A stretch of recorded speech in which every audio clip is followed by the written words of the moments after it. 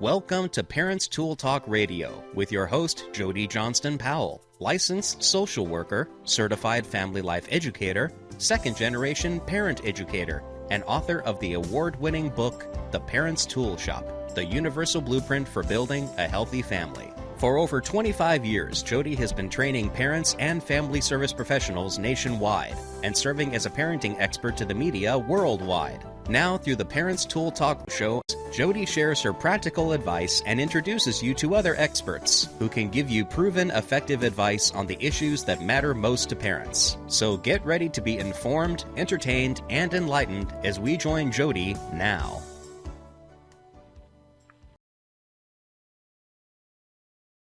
For those of you who don't know me very well, although I think all of you know a little bit about me, and it sounds like a lot of you are wanting content, and I also like to be able to tap the expertise that's within the room, virtual or otherwise. So I do have some content to share because I know that you're wanting that. I also have a resource list, and I'm going to go ahead and pop the link to that in the chat.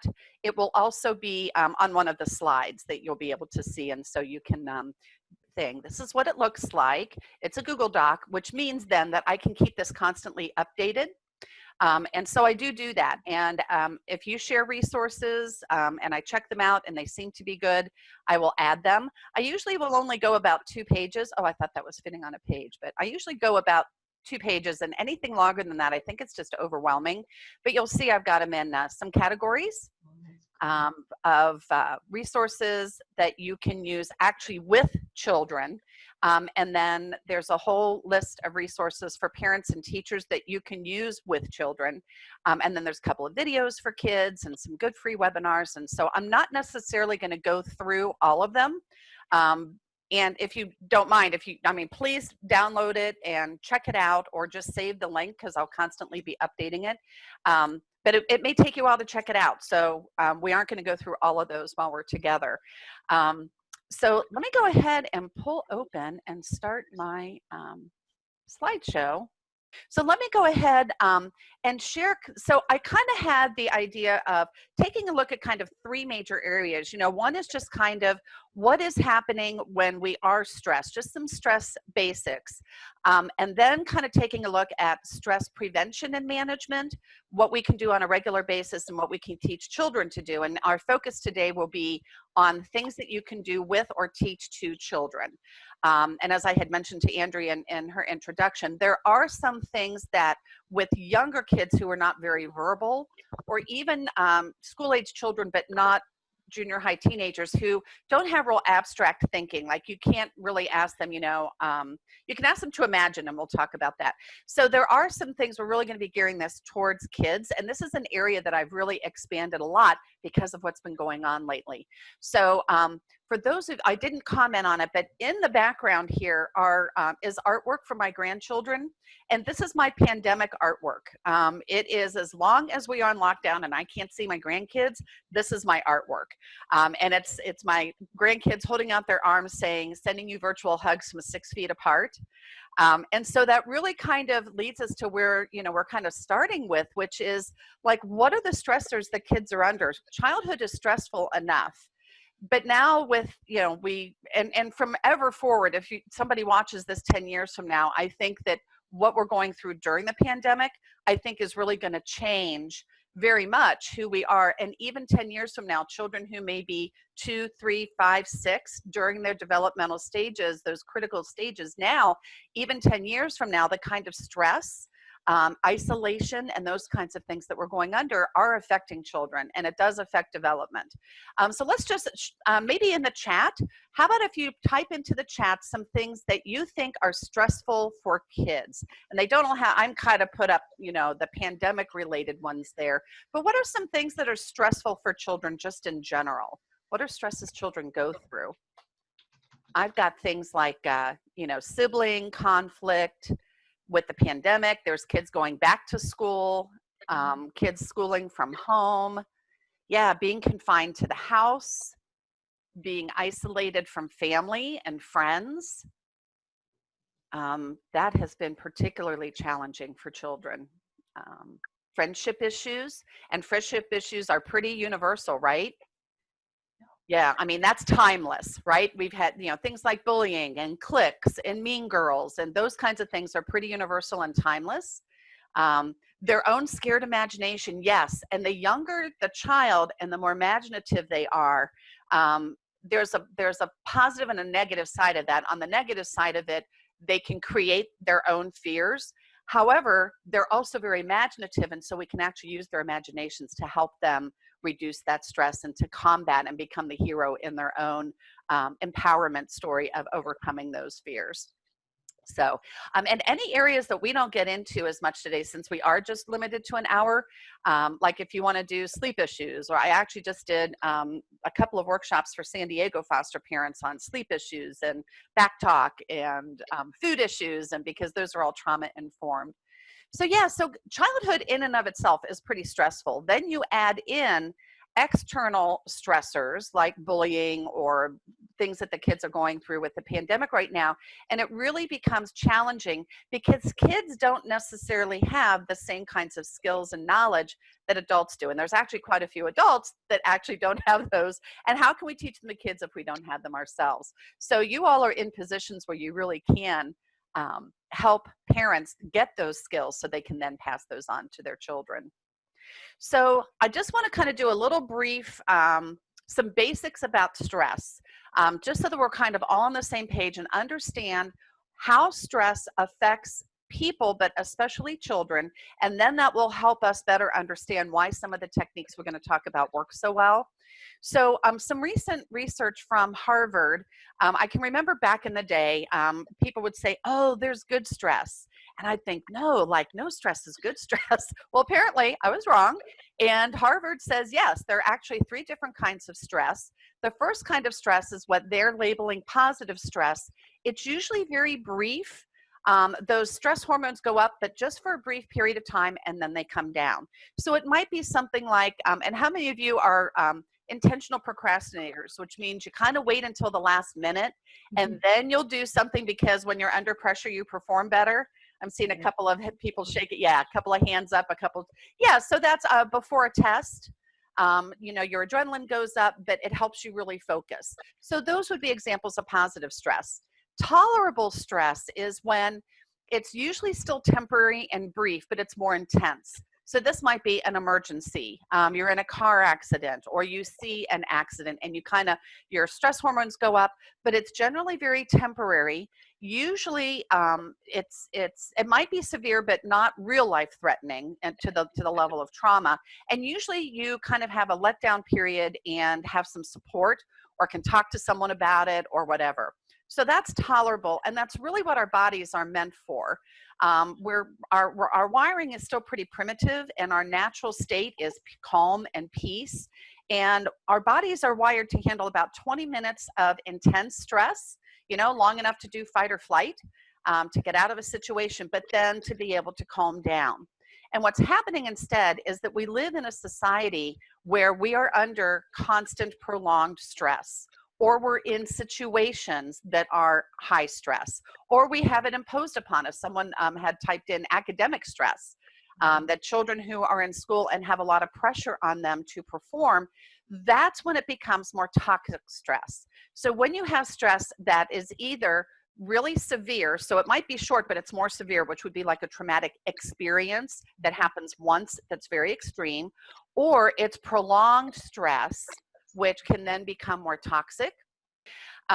So when it's prolonged, or when you don't have protective relationships, you don't have that support, and it goes on. So you could have a situation like academic stress, like sibling rivalry, that is very constant. On a scale of 1 to 10, it might only be a 3 or 4, but it's really constant. And so that anxiety level of, I never know when someone's going to attack me, I never know what's going to happen, or things like this isolation that, we made it through 2 weeks, but now it's getting not just 2 months, but we're heading, into 6 months or longer.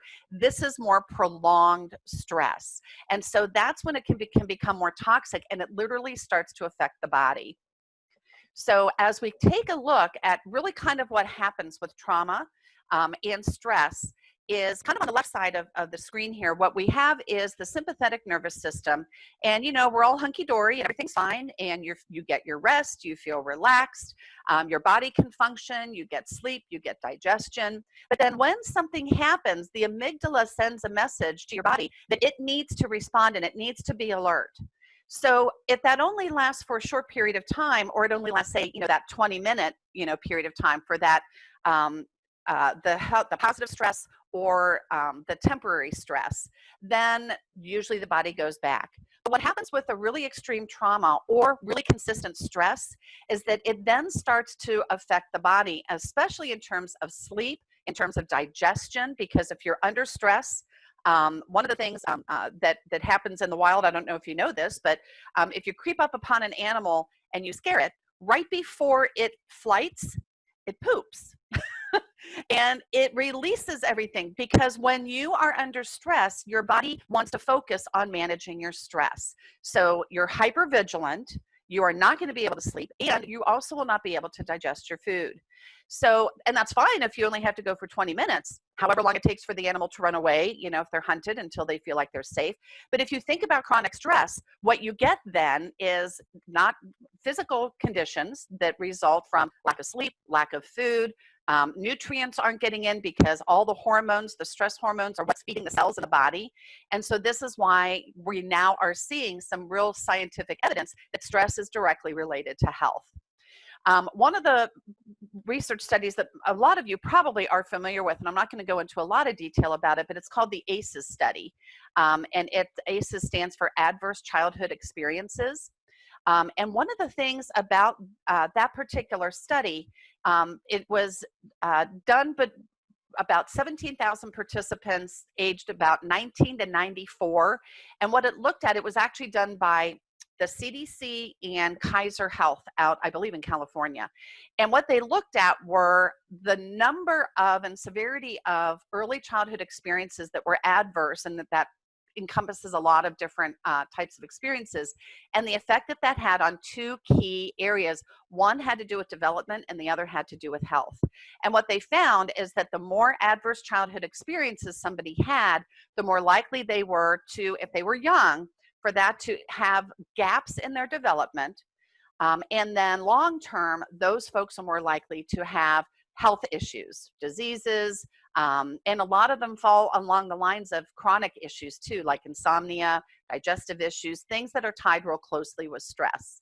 So it is really important for us to be teaching children when they are younger how to manage this stress, because our society probably isn't going to change. Circumstances might change. The pandemic eventually will end and we will probably go back to some sense of normal. But this isolation that we've had, or whatever social emotional development might not be happening because children are being educated at home and not getting around their peers for maybe a year or so, that really could end up, we don't know yet. I'm sure the scientists will be studying this, but we really don't know yet what kind of effect that's going to have. So what are some things that you see? I'd like you to type into the chat. What are some indicators that a child is under stress? If you were to see these things in a child, how would you know that a child might be under a lot of stress? Type into the chat some indicators or some behaviors that you might see. And I know it takes an extra minute or two for that to show up. Some of the ones that I just put some pictures up here. Here in the middle at the bottom, you've got like nail biting, comfort, sucking a thumb, twirling the hair, maybe insecurity, anger, a lot of anger, not able to manage emotions, anger and resentment, lack of focus. Yeah. My granddaughter, who's 6, she just turned 7 in July, her whole behavior really changed after a couple of weeks of not being in school. She also had a real stressful situation at school, and it was just not her. She was much more on edge. She had a shorter temper. When she would express her anger, it wouldn't be quite as tactful. She didn't have quite as much of a filter. Sharon said too much sleep, eating differences, not wanting to be with friends. Yeah, I have a whole list of like warning signs in children, but what's really, it can show up in a lot of physiological and behavior ways. The big key is that it seems to be either extreme or sudden. Those are the two things to really look for in terms of indicators. If you, especially if it's a birth child or a child that you are around frequently, that you kind of know who they normally are or how they normally behave, and then you see either a dramatic difference or a sudden difference, or both, that's usually an indicator that something is going on. I actually, with my granddaughter, thought that, and I talked to her mom about this, I said she was almost showing trauma. And she didn't really want to talk about it, but over the Christmas break, they were able to find out that there was a kid at school who was constantly getting in trouble. The teacher was constantly yelling at this kid. This kid was kind of antagonizing other children, and this was really stressing her out. And after the Christmas break, the child had moved to a whole different district. Everything went back to normal. Her behavior went back to normal. So that was kind of prolonged and intense. And so we really saw that showing up more in her behavior. So let's take a look then at what is it that we can do. And these are going to be skills that you can work with children on that they can be doing 24/7 to prevent stress from building up. So just life in general is stressful, and so we all need to learn how to manage that stress. It's really challenging with young kids because obviously they don't have the cognitive, verbal skills, the ability to be able to process that. So let's look at just a couple of categories, and these categories are the same with adults versus children. It's just a matter of how you might teach it to them. And here's the resource list that you were looking at before. So one of the most important ones is deep breathing. And there's a lot of ways of teaching that. And just a couple, oh, why did that picture not show up? There you go. These are just a couple of examples of resources that are in that list of how you can teach children deep breathing. If you all put your hands on your stomach and you take a deep breath from your diaphragm as opposed to your lungs, you will feel your stomach expand like a balloon.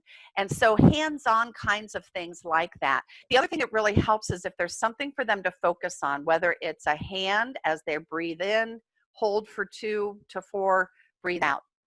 Pod 2, this would be 3, and breathe out. What helps with that is that it helps to focus the breath. And when someone is under stress, especially if they're having a stress reaction, it's helpful for them to know how to do this kind of breathing, because when you are you're having an actual stress reaction, that's one of the things that's going to help you the most, but you've got to practice it when you're not stressed to really kind of master the skill. So I happen to like the 5-finger breath. There's a foster family that I'm coaching that the kids are hypervigilant. They've got that insomnia. They have, all the kind of stuff. Really, they were described as feral children because of their behavior and the neglectful situation they came from.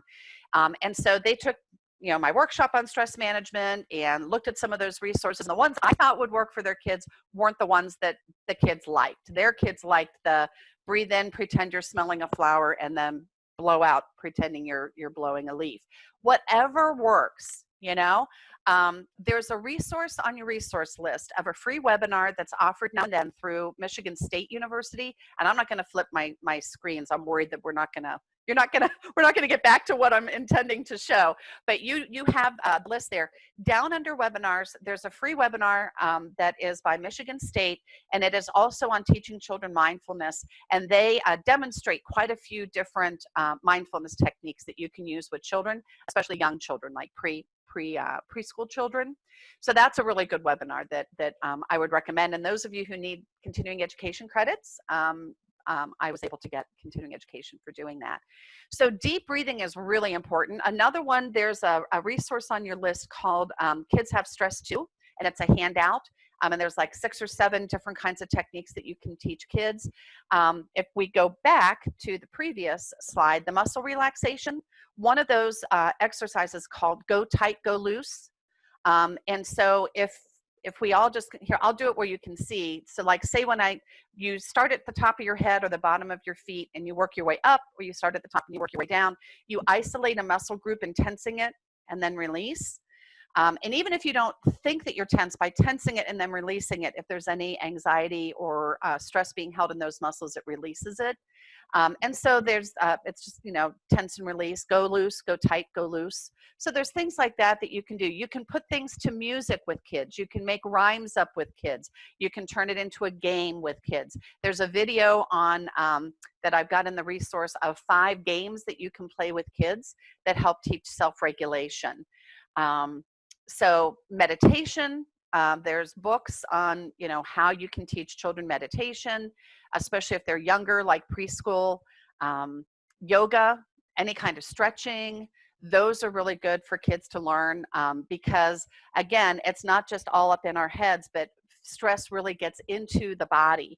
And what we want to do is we want to keep that positive, calming energy moving through. And when I say energy, what that means is literally the chemicals in your blood are affected by our thoughts, affected by our emotions, and the biochemistry changes. So what's going through your body, the blood that's going through your body, ends up with stress hormones as opposed to nutrients. So it's helpful when we sit around a lot, our blood isn't moving. And if we're sitting under stress, then what we're doing is we're just feeding our body toxic hormones, and the nutrients aren't getting in if we're under stress, and our digestive system isn't working. So things that keep the body moving, like exercise, yoga, those kinds of things are really helpful. The prayer and meditation is a little bit harder with younger kids. Visual imagery can work really well with younger children, especially those who are having nightmares, who we were talking about, that imaginary fears. We want to avoid saying things like, oh, that's just in your imagination, or, oh, come on, or being the hero who swoops in to rescue them. We really want to empower children to be their own hero. So say you have a child who's afraid of monsters under the bed. A very common thing is for parents to kind of swoop in with their imaginary cape on and take out the water bottle and say that it's magic spray and just spray under there, and ta-da, I've rescued you from your monster. Well, then what happens when the parent's gone? Children feel dependent, they feel incapable, and they're still scared. However, if their imagination is imagining a monster or whatever else is causing them to feel fearful, that is within their control. So we harness their own imagination for creative visualization, things like empowering them with things like, well, no one's allowed to come into your room unless you give permission. So you can just tell the monster to leave. How would that sound? Can you say, go away, monster? Go away, monster. That's not going to scare a monster. Say it loud. That would really scare a monster, So we can, visual things. So how big is your monster? It's this big. Here, I'll do it where you can see. It's this big. All right, so let's imagine. So put your hands on the top and the bottom. Now I want you to imagine it's getting smaller and smaller and smaller. And there is scientific evidence that when we visually imagine things going, whether it's a headache you've got, whether it's a pain that you have, if you imagine it getting smaller, smaller, smaller, the brain doesn't know the difference between a real and imagined event.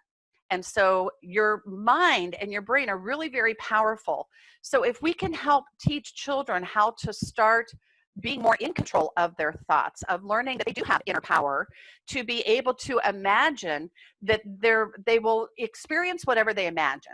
So if we can maybe start to guide them through some positive visual imagery, or if they're scared at night, or if they have a hard time going to sleep, one of the things I have on there is a set of audios. One of them is a quick reboot, and that's for a lot of us, like right after lunch or whatever, when you get your brain's going offline. You can do that for 15 minutes. It'll re-energize you. There's one that's the go loose, go tight, the progressive muscle relaxation. And then there's one called deep sleep. And I used to have an adrenaline release disorder that was caused not only by chronic childhood stress, but a medical event that occurred that threw my adrenaline system off. And for 14 years, I had an adrenaline release disorder, which is when I wrote my book, and that's probably why it ended up being so big. But I would work on it at night when I couldn't sleep. I was very productive with my insomnia. But during that time, when I would I lost my train of thought. Oh, the visual imagery, the audio was finally, I did learn a technique, and I'll just tell this to everybody. Whenever you have your own adrenaline really high or someone else, there's a pressure point at the roof of your mouth. And if you put your thumb in the roof of your mouth and then kind of press forward, I had this for 14 years. Medication just made me too doped up to take care of my kids. I went to an alternative therapy person who taught me, who did this pressure point. I paid her money to put her thumb in the roof of my mouth for an hour. And I walked out of there, and for the first time, when I drove there, my hands were shaking because my adrenaline, that's how bad my adrenaline was. When I came out, my hands weren't shaking for the first time in 14 years. Now, what is this, putting the thumb on the roof of your mouth, what does that remind you of? Sucking the thumb, right? So this is a very, it makes sense now why sucking the thumb tends to be a technique that helps people calm down, because it's actually a pressure point for your adrenal system. I try not to let anybody see me sucking my thumb if I'm feeling stressed, but so those are some ideas in terms of visual imagery. I already covered this for the deep breathing. Here is one of the resources that is in the resource package that I'm giving you. And you can go download these things for free. It's a link to a site. A lot of them come from Teachers Pay Teachers, and teachers have developed these. And a lot of the ones that I'm showing you, if you just get a free membership, you can get in there and get these for free. But there's things like helping them learn breathing techniques, the self-regulation games we talked about. So we're kind of just sharing what some of those are. How to practice moving and then stopping. How to practice following directions. Things like that are some of the videos and activities that I'm going to share with you. So anything in terms of things that, any ideas that you have also for either things that you've done that help children learn how to manage their stress on a prevention standpoint. And then we're going to talk about when they're losing it. We're about ready to head into that. So any other ideas that some of you all have? And Andrea says also makes sense and explains overeating. Yeah, very much so. And those habits really get wired in. And I'll just tell you, the anger and stress management, this is 1 hour. I actually have a 3 and 6 hour workshop that's trauma informed for foster parents, but that actually is a condensation of a 6-week workshop that I used to have that really goes way in depth and teaches a lot of detail and all kinds of techniques and the science behind chakras and this and that. And so I teach that through relationshiptoolshop.com. The first course, and I'm actually in the process of moving my website right now, but I do offer that kind of as an evergreen, and every now and then I will offer that live. So if that is something that people are interested in, when I know there's enough interest, you can just let me know and I can offer that live sometime. So Sukma says, yes, giving hugs and personal times, listening, quietly being with them. Yeah. So the ideal time to talk about what happened during your day and stressful things actually is about 20 to 30 minutes after dinner, but before bed. You do want to be careful if kids have been under a lot of stress of having them talk about a stressful day right before they go to bed, because it wakes up their brain again, reliving it. Remember, the mind doesn't know the difference between a real and imagined event. So if they're talking about really stressful stuff right before they go to sleep, it actually can make it difficult for them to go to sleep without some of these techniques to calm down. So that is one thing to kind of keep in mind in terms of the timing of when you want to do that. Or right when they first come home from school. It kind of depends. My daughter always wanted to vent when she came home, so that was good for her. My son, he just needed a break from people and just needed to be alone for a while. So, and he wanted to play. So it was really therapeutic for him to just kind of play, burn all that stress off from sitting still all day in school, run around the yard. Eventually he would go out and run and jog and that kind of thing. So those are all, and that's what we're heading into now, is how to help them come up with those anger and stress plans. So let's move into that then. So when somebody is so stressed or something occurs and they get really angry, and I'm not going to go into a lot of detail about how trigger buttons get programmed in and deprogramming them, but you can use the same information about that. The thing to keep in mind about anger, and especially stress overloads, is that we have a tendency to view those in a very judgmental, negative way, that anger is bad, that if you, quote, lose it, that that's somehow a bad reflection of you or your character. And it really isn't that the energy and emotion itself is bad. It's whether or not we use that energy and emotion and what's happening in our minds in a constructive way or a destructive way. I mean, anybody here ever like kind of lose it? I mean, haven't we all? Yeah, we can all relate to a time where, we had the big buildup and we ended up losing it and maybe saying or doing something that we regret. So if we kind of take a look at anger and those kinds of expressions when kids are kind of acting out this stress, and we channel, instead of saying, don't feel that way, don't do that, which is kind of taking that energy and trying to contain it, which y'all can type into the chat. What's going to happen if you just tell a kid not to be angry, or an adult, tell them not, that they shouldn't be having the feeling?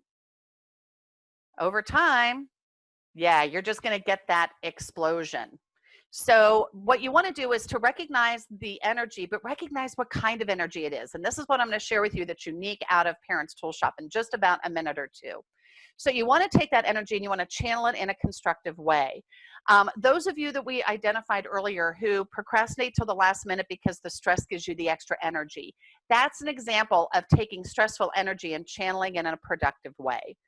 So we want to help folks who, and especially kids, who are angry, not be so intimidated and scared of their own emotions and how they're feeling, but to know how to recognize whether it's starting to build, and if it's starting to build, what they can do at different stages of that. And that's called the zones of regulation. And we're going to cover that as a resource also. So the first thing I want to share with you is my proprietary system for figuring out when someone, adult or children, is really upset, where they can go and what they can do. And this comes from years of research on outside of parenting resources, because when I was doing my 10-year-long, hundreds of resources around parenting, there was nothing about getting angry with your children. And I was pretty sure I wasn't the only parent who got angry with my kids. And so I started researching anger and stress management, because what worked for me was to sit down and talk to someone. But then my 2-year-old would get really angry and very physical. And I'd say, it's okay to be angry, but, you need to use your words. And I'm thinking, that's such a ridiculous thing to say to a 2 or 3-year-old who doesn't have words. What is he supposed to do? And I didn't really know what to do with children who maybe are pre-verbal. So that's kind of what led me on my journey. And because of the way my brain works, and because I work with such diverse groups, what my brain is really good at doing is collecting a lot of different information and identifying patterns and systems in it that are so universal that anybody can use them, but they use them in a way that's completely specific to the person at hand. And so that's what this is. So this is the system for how you identify for a particular person where they can go and what they can do to calm down. So to use this system, you just have to figure out two things. One has to do with where you go, has to do with where you get your energy. So if you imagine, kind of there being a midpoint with your energy, too much energy, you need to calm down. And if you don't have enough energy, you draw your energy where you draw your energy from when you're lacking energy. The two energy styles are called internal and external. And what that means is internal people tend to draw their energy from within. So if they're really stressed, they'll often want to be by themselves. And they always need some kind of alone time. If they're low on energy, it helps bring them up. If they have too much energy, they are overwhelmed by other people. External rechargers draw their energy from around themselves. They do draw it from other people, but they also draw it from their environment. So nature, going window shopping, just taking a walk around the block, getting outside. Those are all environments where they can draw energy from those environments, even if they're alone. So that's the first thing you figure out. And I do want to say, internal, external has nothing at all to do with social skills. It has nothing to do with being an introvert or an extrovert.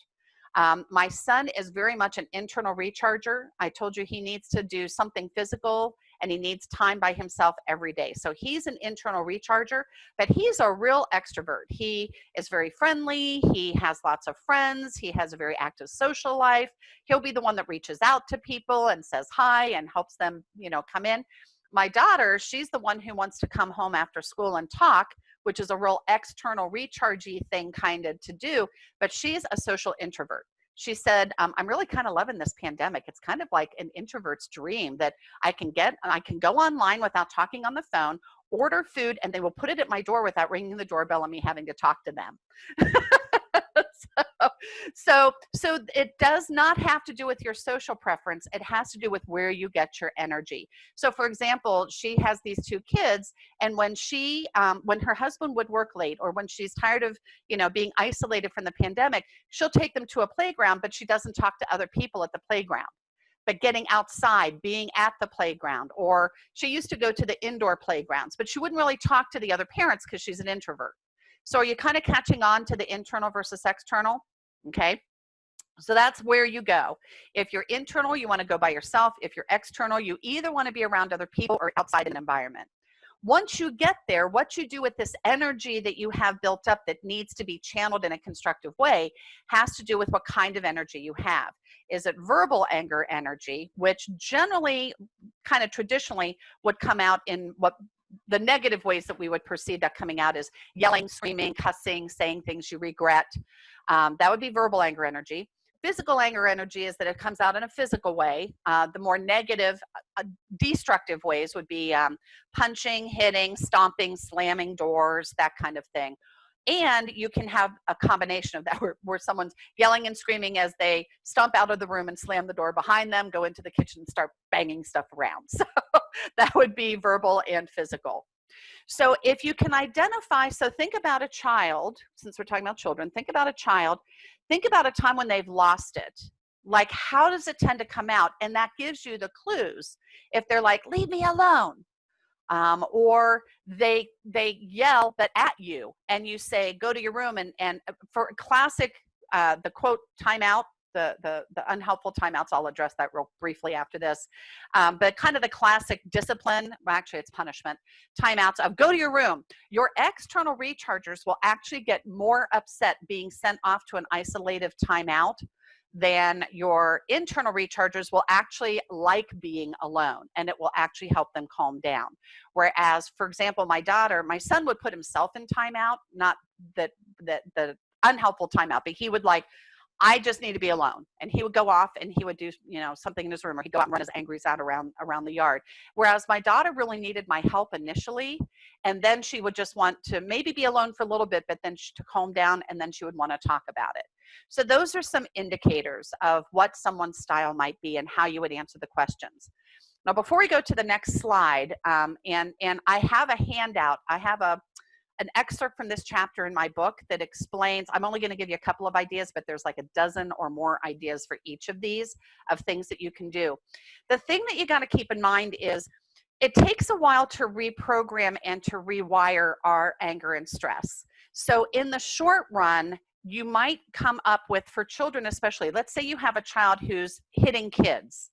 So initially, whatever it is that they're doing, if they're throwing, if they're punching, you want to redirect short term what it is that they're hitting, punching, stomping.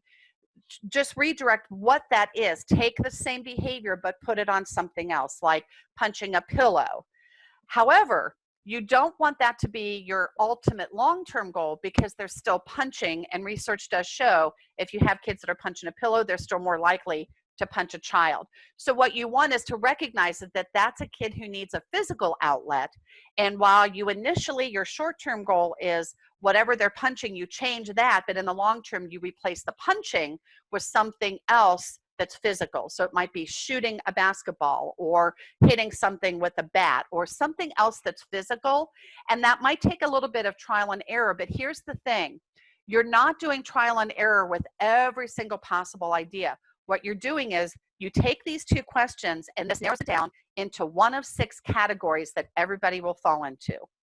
Now, for the most part, if you have a regular schedule, as adults, you mostly are going to fall into one category versus the other. Same thing with kids. Occasionally, you'll be somebody like me. I have a very irregular schedule. So for example, on a day when I'm training all day long and I'm exchanging a lot of energy with people, I will tend to be more of an internal recharger outside of that workshop setting. Whereas if I'm sitting on the computer all day, not interacting with anybody, my energy is kind of low, and I will tend to be more of an external recharger. When I'm angry, if I'm not really emotionally needing to process something, I tend to be more physical. And so like just taking the dogs for a walk is helpful for me. But if I'm really upset about something and I kind of need to process emotions, then I'll have more verbal anger energy that I need to process. So it gets a little bit more complicated when you're someone like me that isn't kind of predictable. But for most people, and usually for children, it is more predictable. So when children are younger, before about the age of 4 or 5, most children are external rechargers, and some of that has to do with the fact that they're still going through attachment. They haven't really gone through the separation phase, and so and they're not verbal, so a lot of times they need your help in calming down. As children get older, you will start to see more of a separation between the internal and the external. The verbal versus physical usually stays more consistent. You're usually going to have kids who is more obviously physical. And the one thing that you want to keep in mind about verbal is that verbal isn't just talking, it's anything expressive. So when we take a look at how we want to channel this in constructive ways, you want to have them go either by themselves or around other people or a stimulating environment. What they do when they get there is to channel the energy in a positive direction. So I've just got a couple of real classic examples for each category, and then you can get more information with the handout that's in your resource that you can download. I think that might be an opt-in one that you can download from my new website. So for example, if someone is an internal venter going to their room, which would be by themselves, and doing something expressive, like they could yell into a pillow, they could draw, they could write. If they're external verbal, then talking to someone else is something that would be helpful for them. But if you try to get an internal verbal to talk to you, they're going to get very frustrated because that's interaction, and what they need is to be left alone. Internal physical, going for a walk by yourself. External physical, do some kind of exercise outside or with others. Internal with both, do something physical and verbal. So it could be, are there any angry cleaners? Let me look for hands. Any angry cleaners? Okay, Andrea is an angry cleaner. So there's always some angry cleaners in the room. So some of us clean all the time, but when you're an angry cleaner, first of all, the cleaning part of that, the fact that and you can really run that vacuum or whatever, that's an indicator of that you've got some physical anger energy. We tend to do it alone, so that's usually internal physical. But then here's how you can tell the difference between internal physical and venter is if you put on music, then chances are you're internal verbal physical. Whereas if you don't listen to music, chances are you're just internal physical. I turn on music, and I like it when the vacuum is so loud and the music's so loud that I can't hear myself sing because I'm not that great of a singer. But it helps put me in a better mood. And so even if I'm not angry when I'm cleaning, if I just clean once a week and I do it that way, it's one of those things where if you kind of do exercise regularly, if I clean like that on a regular basis, it kind of gets all of my stress and anger out that might be kind of built up in there. So I find that whether you listen to music or not kind of helps define the difference. So give me a thumbs up. Is this making sense? Okay, so this is what those of you who work with adults or children, you don't necessarily have to try to teach the system to them. What you can do is ask them questions about when you're really angry, would you prefer to be left alone or be around other people? When you lose it, how does that come out? Do you yell? So ask open-ended questions to identify the answers, and then you can then help them brainstorm. So it sounds like you'd like to be left alone. So what's something creative you could do while you're alone? So that's how you can kind of take the system as a professional or a parent and help somebody else, and we're focusing on kids, be able to figure that out. Last thing I'm going to say on the system with regards to kids is that parents need to come up with a plan that they can use at home. And when they're at home, everything's going to look very similar to adults. Like I can go outside and I can run my angries out in the backyard. But with kids that are school age, you also need to have a plan for when they're in school, especially if they go to a traditional school. So if you have a child who is external physical, they are going to be wanting to interact with other kids or be doing physical things, touching other kids, or just wanting to get up and move around. Now, really well-trained teachers districts who have trained their teachers well will often have a resource corner where kids can go there. They explain the system in advance. They provide all kinds of resources. And when kids are really upset or they're going to lose it, they can go to this area of the room, and there's resources there for drawing or stress balls or whatever. That's the ideal. If a school or classroom doesn't have that, then the professional or the parent working with the child around their anger and stress management want to brainstorm, what can you do while you're at your desk? And ask the teacher if they would allow something that's non-distracting for other children. Like, is it okay for them to doodle? Would it be okay for them to have a stress ball that they could just squeeze? And for the most part, if you've had a kid who's been disrupting the class with their anger, most teachers are going to work with you around what they'd be willing to let the child do, as long as it's not disruptive. Those spinner things, I think, were good for a while, but then they became too destructive and distracting for other kids. So good. Does this give you something to work with? Okay, so so the only thing I'm going to say about timeout, first of all, timeouts, the way they are traditionally done, are punishment, power and control punishment of, I don't like what you're doing, and I make you sit still, preferably in a corner, in an uncomfortable chair. You can't say or do anything, 1 minute for every year of age. So first of all, that's punishment, and it's really not going to help a child who's upset and lost control regain control. So what I encourage is to completely do away with any timeouts. They're not good they're just punishment, so they don't really work for discipline. The concept of you need to calm down, which is usually when kids are put in timeout, swap it out with this system of plan ahead when you're really angry and upset, where can you go and what can you do? This isn't a punishment. This is everyone in the family has a plan. And we can even have a code word. It could be fuzzy pickles, or it could be, I don't know, smelly, whatever it is, you can have a code word. And when someone in the family says fuzzy pickles, we all go and do our plan to calm down. And when we're calm, then we can come back and we can discuss whatever's going on.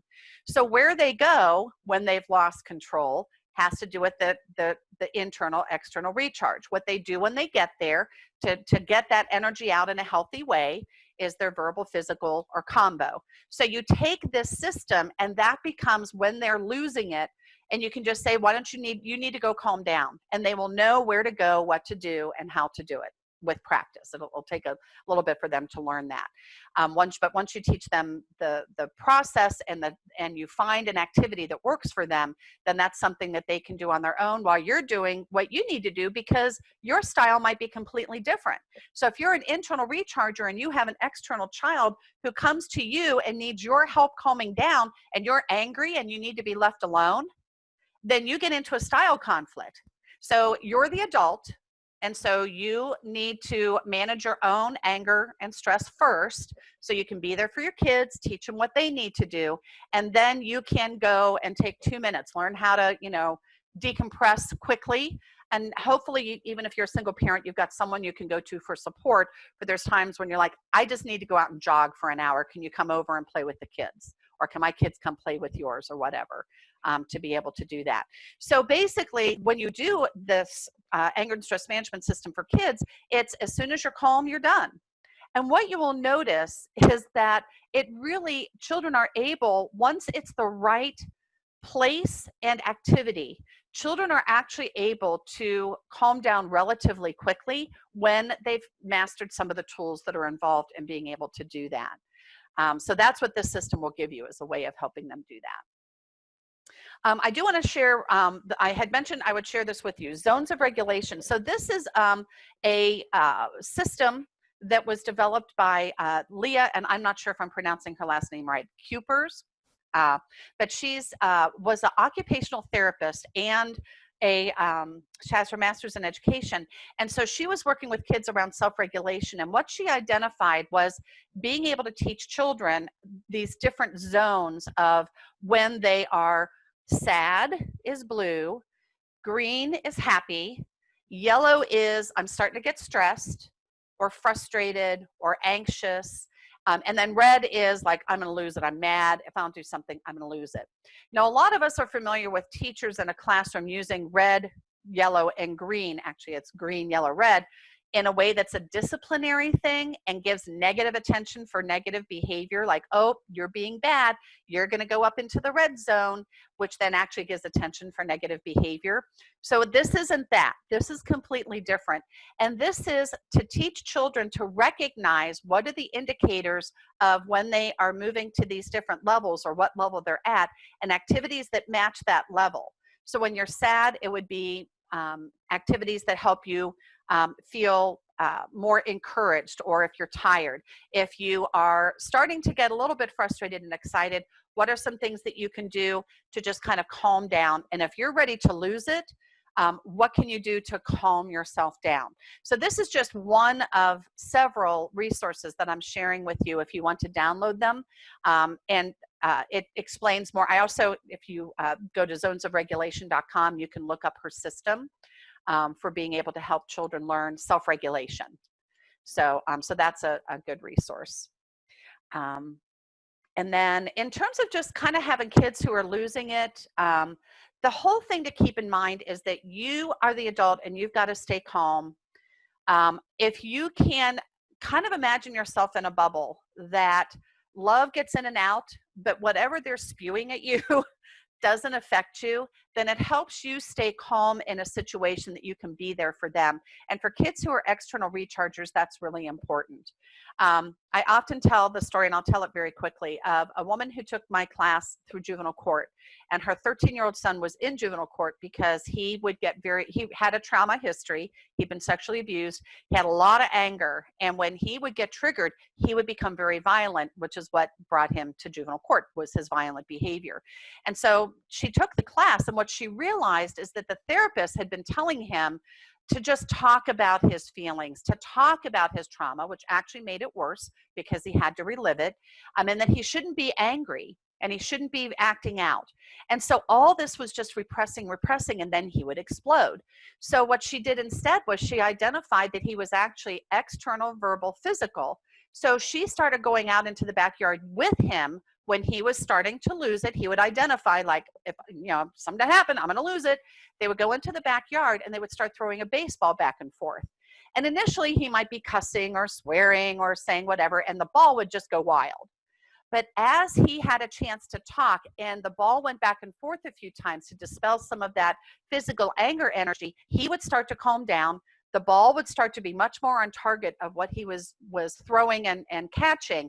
And the content would go from just venting and cussing to, I'm tired of this happening. And I wish that, and she had the skills of, it's called, I call it facts listening. It's a listening problem-solving process that I'm sure you've learned other places, but there's some things to it, and just the way I present it that's a little bit different, that help move from emotional to identifying what the real issue is to doing problem solving.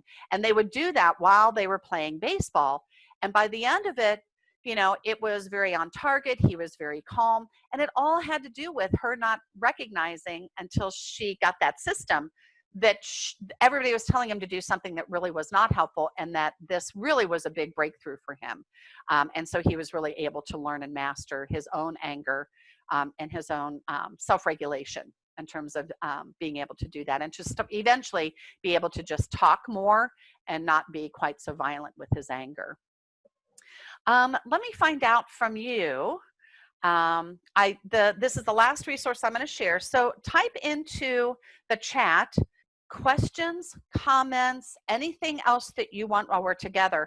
The last resource I'm going to share with you while you're typing that in, and also anyone who wants a certificate, make sure that you type in so I know that you were here the whole time, and you can check out, is this Arc of the Tantrum. This is another resource that I've found that's kind of a different way of approaching kids who are having a tantrum.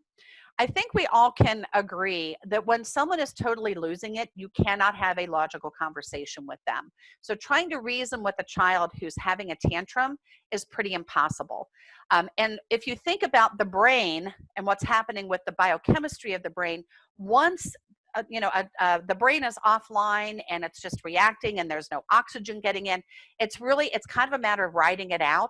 being there to support them. So if you see it ramping up, this is what's good about the zones of regulation, is that kids can recognize when they're ramping up, or you can, and you can do something to divert that tantrum.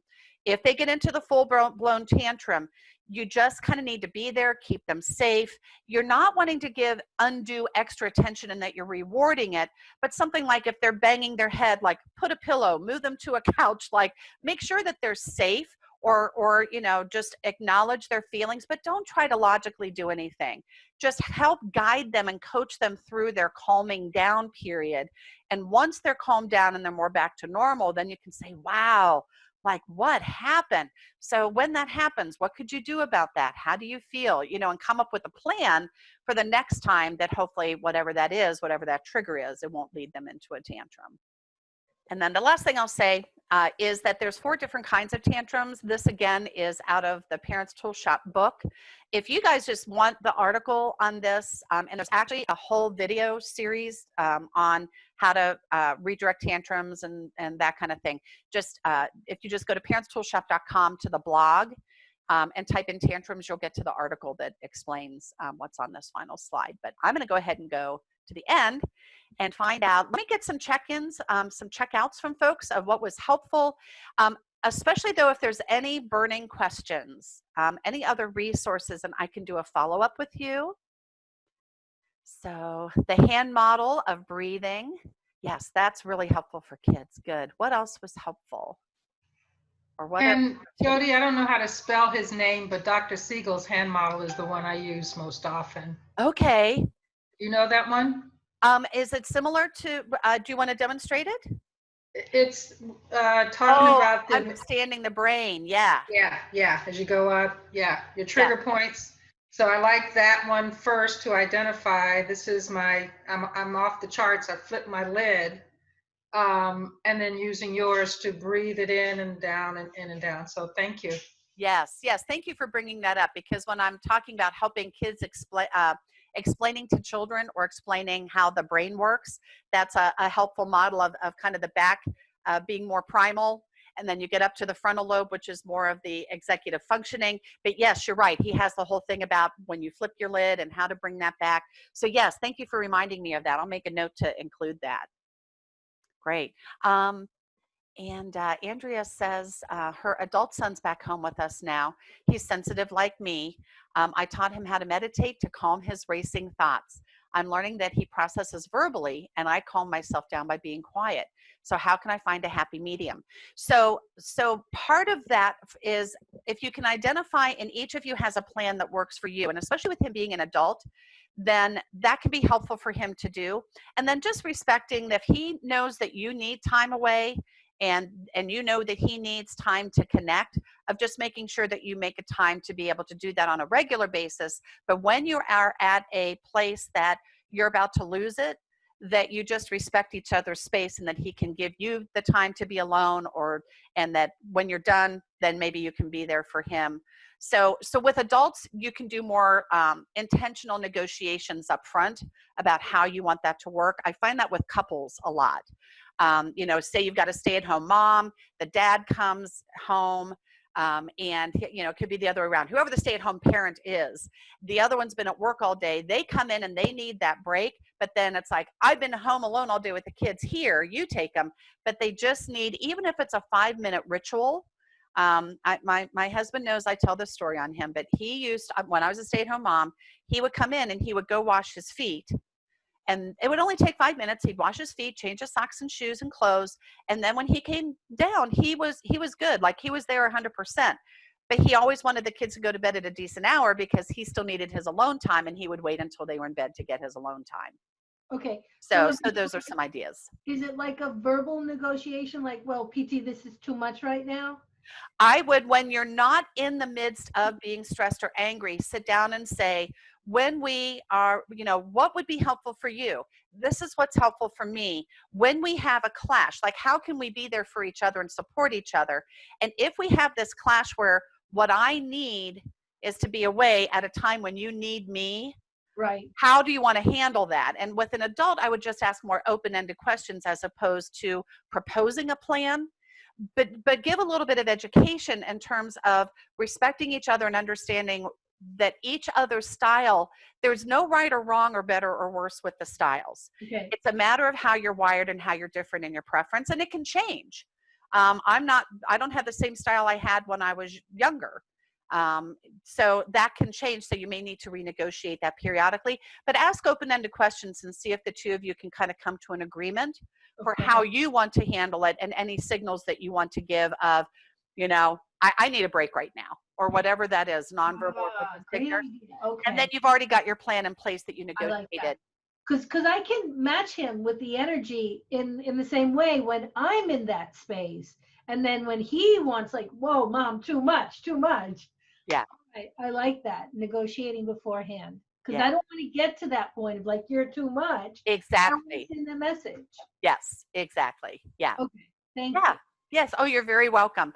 Well, thank you everybody for staying on and for wrapping that up and for your questions. If there are additional topics that anybody wants to cover, additional resources that we didn't get a chance to get to with 1 hour versus I think it was a 16-hour course, let me know and I'd be happy to kind of supplement that handout with anything else that you want. This is my contact information, and there's the link again to the resources. So Thank you, Jody. Thank you are very welcome. Take care, everybody, and have a Wonderful. great rest of your Thank you so day. much, Jody. You're welcome, and reconnect with me, and I would be happy to give you some support around any of the projects or trainings or whatever y'all are doing. I love that. Thank you. All right. Take care. Thanks. Bye. Bye.